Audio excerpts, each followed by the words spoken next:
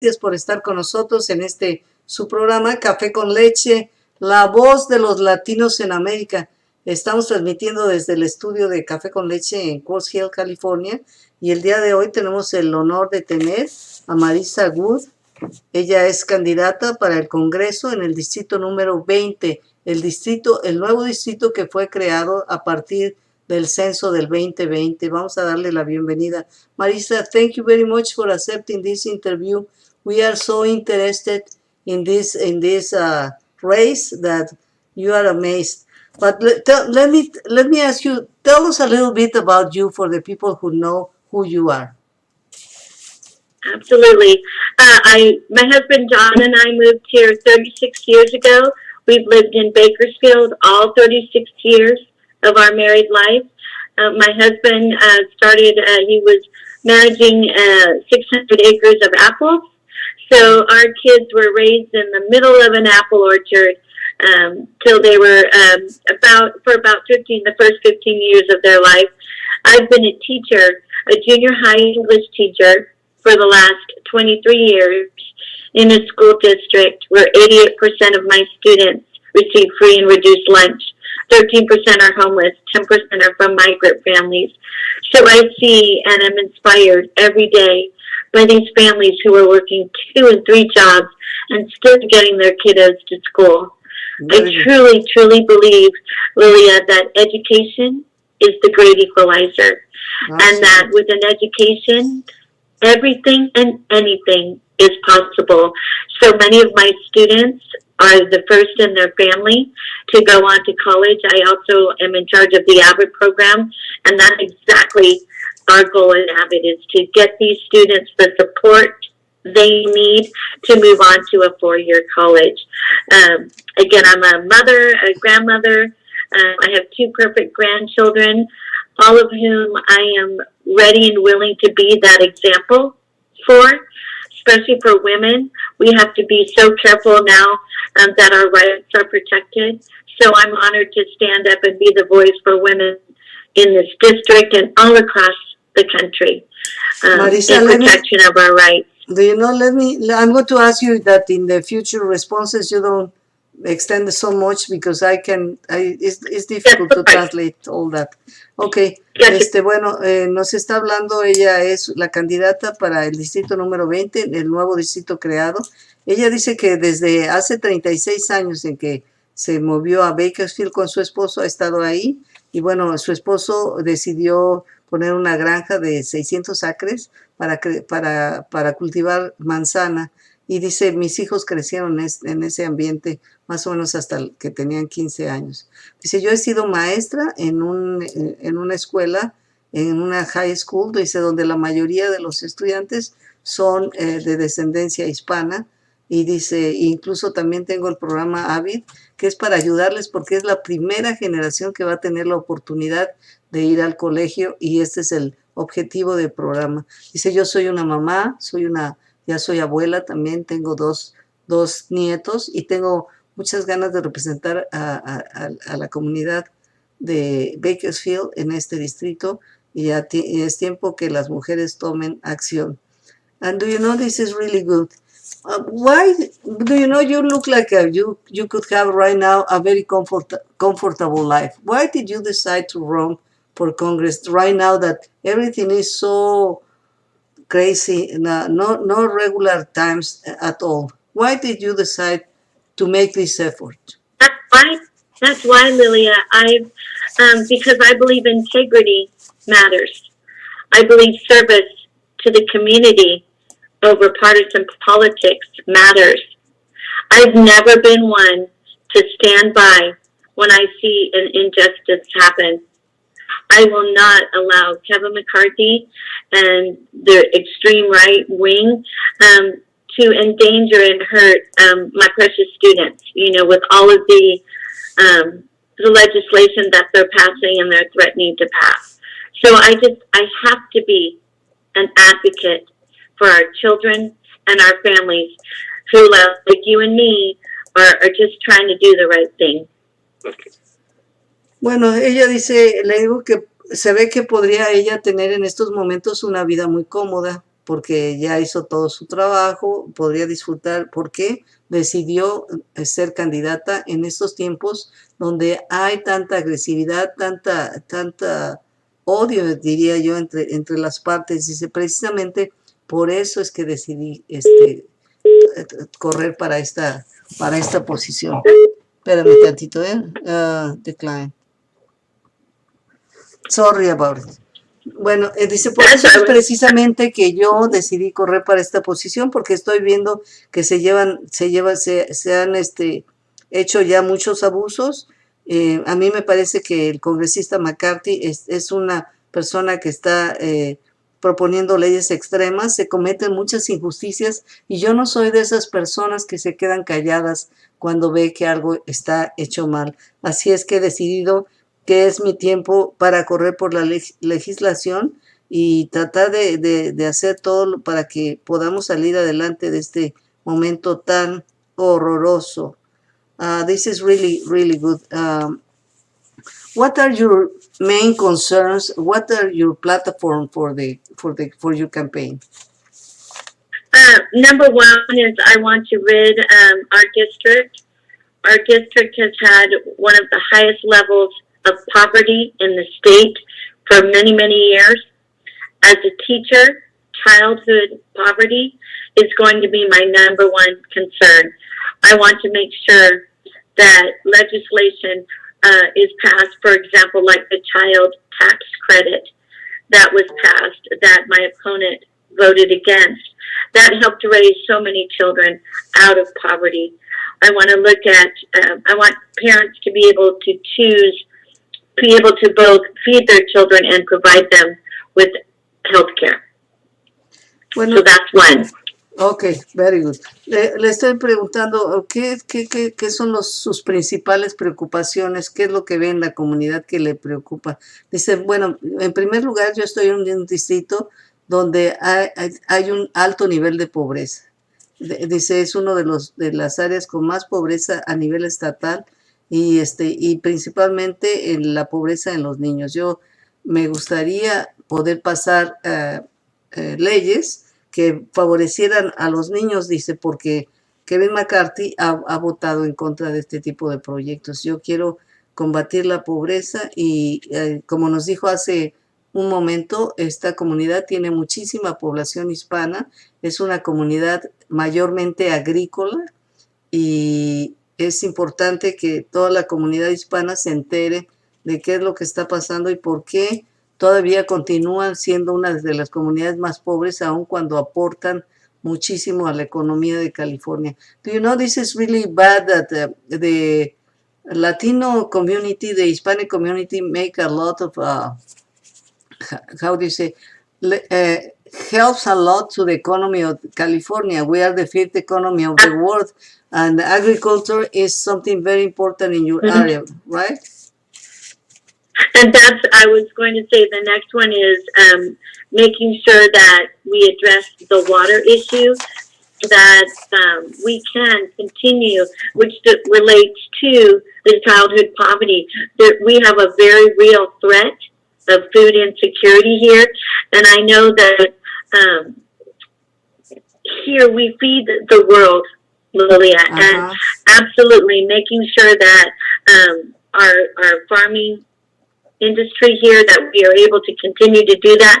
It's a strong work provider for the Latino community. I know I see it. I see it every day. I want to ensure that it remains thriving so that we can have the resources we need to feed our children. I'm a huge proponent of the Farm Workers Modernization Act, which allows farm workers to get a visa that extends 5 years without having to reapply every year, and it makes the path to citizenship much easier. Oh, very good. Bueno, estamos hablando, amigos, de cuál es su segundo objetivo. Dice, bueno, siempre el problema del agua también, que es un gran problema y que puede poner en riesgo incluso la seguridad de los alimentos. Así es que dice, mi principal objetivo es la pobreza de los niños, pero también dice, quiero asegurarme de que tenemos seguridad en la alimentación. nosotros alimentamos al mundo, eso es lo que dijo. Y quiero que esta comunidad que es de agricultores continúe y continúe siendo también un proveedor de trabajo para muchas personas que vienen de otro país. Porque sin duda alguna es la comunidad que pone la comida en nuestros platos todas las mañanas. Así es que dice, queremos que continúen ellos produciendo todos los alimentos necesarios. Y también quiero decirte que estoy en apoyo de una ley migratoria que le podría permitir a las personas que vienen a trabajar en el campo y que están indocumentados, que se les diera una visa y que no tuvieran que renovar por 5 años y que luego tuvieran preferencia para cuando se haga un proceso de legalización y puedan obtener la residencia o la ciudadanía. You can continue now, please. Okay, and I do have one more, and these are all intertwined, you know what I mean, Lillian, that if we focus on one and work towards solving one, we combine all. And the last one, of course, is education. As I said before, education is truly the great equalizer. I believe we need to take the lessons learned from the pandemic and rework our education system so that a quality, equitable, accessible education is available. I'm not sure what that is. Available to all students. And I also believe that not every student, like with my AVID program where we're geared toward getting them into a 4-year college, that may not be the path for everyone. I believe we also need to make sure we're training our students or giving them access to apprenticeships for maybe to become an electrician, you know, a welder, construction, all of these other areas. And it needs to be, again, affordable and accessible with equitable access to all. Bueno, dice, otro de mis principales propósitos para buscar la legislatura es luchar por la educación, porque sin duda alguna, como lo dije anteriormente, la educación es la manera de desaparecer o hacer menos dramática la pobreza, la desigualdad entre grupos, entre los más ricos y los más pobres. La educación es el paso para romper ese ciclo de la pobreza que ha acompañado a la comunidad hispana por muchos años, dice. Y entonces yo estoy muy interesada en trabajar en favor de eso para que todos los jóvenes tengan la oportunidad. Y si aprendimos mucho de la pandemia, muchísimo, y tenemos que lograr tener un sistema educativo que sea accesible, igualitario, que dé las mismas oportunidades a todos los estudiantes y que sea accesible para que todo mundo que quiera estudiar pueda estudiar. Marisa, I want to ask you something about that. I am anxious to know your opinion about abortion. Do you know, I believe that in the past, in my opinion, it's like if the Republicans want to come back to the 20th century in which they have the power and they have everything for the white men only, everything. And they want to go back, and unfortunately, the clock cannot go back at all. And then they are trying to impose policies of the 20th century that we don't want. We don't want, do you know, as a woman, I don't want to give my rights to anybody else to decide for me. Tell me, what do you think about the abortion? And also the other thing that motivated a lot of women in the past to vote was when they were trying to remove Obamacare. Tell me about this. So first, regarding abortion, as a devout Catholic, I'm a cradle Catholic, born and raised. As a woman, as a mother and a grandmother, I 150% support and will fight for the protection of a woman's right to choose and have access to quality reproductive care. That is an incredibly personal decision, whether and when a woman chooses to start her family or to carry a pregnancy to term. It's the decision that only she, her faith, her family, and her doctor can make. No politician has the right to make that decision. No politician has the right to tell my 10-year-old daughter, who may have been a victim of rape, that she must carry the baby of her rapist. That is not okay. And I will never, ever stand aside and let that happen. Ella dice, yo soy 100% católica y he crecido con este tipo de educación y de 150% de mí apoya el derecho de la mujer a decidir cuándo y cómo va a reproducirse. Este derecho de su propio cuerpo, pues es fundamental para cualquier ser humano. Dice, así es que yo creo que es una decisión, la cuestión del aborto es una decisión que tiene que ser hecha por la mujer, por decidir sobre su cuerpo, por su familia y por su médico. Son los únicos que tienen que ver en cómo se hace una decisión, si procedes a un aborto o no. Pero no los políticos. Los políticos no deberían de intervenir en lo más mínimo en una decisión de este tipo. And Marisa, I believe that thanks to Planned Parenthood, that gives enough information to people, because before we didn't have anything. It was you were pregnant and it was a surprise, no? But now I saw that the number of abortions are going down, because if you have the information, nobody wants to have an abortion. It's not right? No. And, I give monthly to Planned Parenthood. I'm an avid supporter of that. And it goes back to education as well, Lilia. When you're educated to all of the options that you have. And many times abortions come, to a woman who may have 4 or 5 children already, but they just can't, afford another child. It's not that they don't want a child. And like I said, there are so many extenuating situations and reasons that would be a choice. And again, it may not be a choice I make in my life that I can speak of. I've never had to make that choice, but it sure as heck is never my place to tell another woman what she can and cannot do with her body.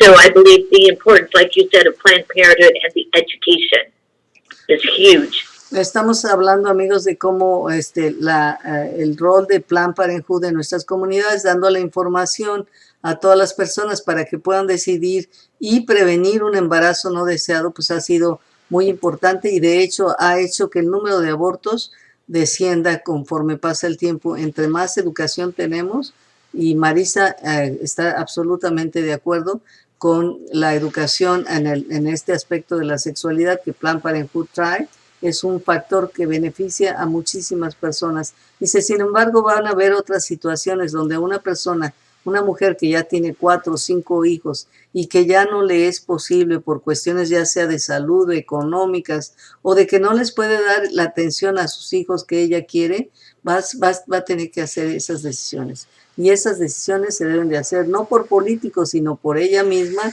su familia y su doctor. That is really good. And do you know, what do you think about all the President Biden is signing a lot of laws that appears to me that they are going to benefit so many people finally, that I am so happy. Instead of giving taxes to the richest people that they don't even know what to do with that money, now it's coming to us. What do you think about it? And I am so honored to, have President Biden stuck to his guns. That was a bad choice of words, but, stuck to his message. And the power, too, in all of the legislation that we've been able to pass, Lilia, is that it is geared toward those of us who need it most, our families that need the support the most. But these are all sustainable. Do you know what I'm saying? They are moving forward, and they will be in place, not just immediately. And what I think is so powerful is that we want everyone, every American, every human needs to be well cared for, well fed, and the fact that they say we don't have enough money to provide for, say, Obamacare, right? That's a question. we know as making a budget when I was first starting out, right? You make your budget for your family. You do your priorities. It's food, housing, food, and care. You budget for what's important. And when our politicians say that it's too expensive or we can't afford, we're not going to tax the wealthy. It's too expensive to provide care and education and housing for people. What they're saying is those people are not a priority, but they will always be a priority for me. And that's what's so powerful about the legislation the Democrats passed, is it will help the people who need it most, and it's sustainable. It's moving forward, and it will bring jobs. It's all around fantastic. Estamos hablando de las reformas o las leyes que acaba de firmar el presidente Biden y cómo por primera vez en muchísimos años pues ahora benefician a la mayoría de las personas y no solamente a los más ricos, ya que a ellos siempre se les reducía la tasa de impuestos y entonces el beneficio era para ellos, ya no sabían ni qué hacer con el dinero, no saben. Y esta vez Marisa nos dice que está absolutamente de acuerdo, que ella ve que todas estas reformas son para beneficiar a los que menos tienen y darnos la oportunidad de que salgamos todos adelante como lo merecemos, porque somos gente trabajadora y con ganas, y así es que estas reformas, pues, aunque nos digan que no son costeables, que se va a gastar todo el dinero, no es verdad. Estas reformas van a proceder de manera benéfica para toda la comunidad, y va a ser progreso para todos los que siempre hemos estado más abandonados. Marisa, tell us a little bit about your district. You know, I noticed that the Latino community, the Hispanics, are growing a lot, and we are a population that's growing and growing and growing. But do you know, we have the problem that there are so many that they already can vote, and they don't vote because they don't understand the importance. Do you know, we came from countries in which the vote was not respected, and then we believe that it's the same. Tell them why it's so important that they go out and vote if they can. Your vote is your voice. Your vote is your voice. If you're angry at all that Kevin McCarthy has not done and done in this district, or whoever your representative is, your voice matters. Your vote matters. And that is your voice. So if you go out and vote change will happen. It absolutely will. I tell my students every day that one person can make a difference. I want you to be the one person to stand up to the bully, because a lot of times it takes just one, Lilia, one person to stand up to the bully. And that's what you do with your vote. And it's empowering. Your vote is your voice.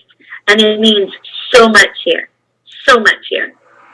Le comentaba que, bueno, su distrito, en el nuevo distrito en el que ella está, pues hay muchísima población hispana trabajando para las compañías de agricultura, para los cultivos, y que desafortunadamente algunos que ya son ciudadanos y tienen la oportunidad de votar, o tienen hijos que son ciudadanos y ya pueden votar, no votan, porque venimos de países donde el voto no ha sido respetado.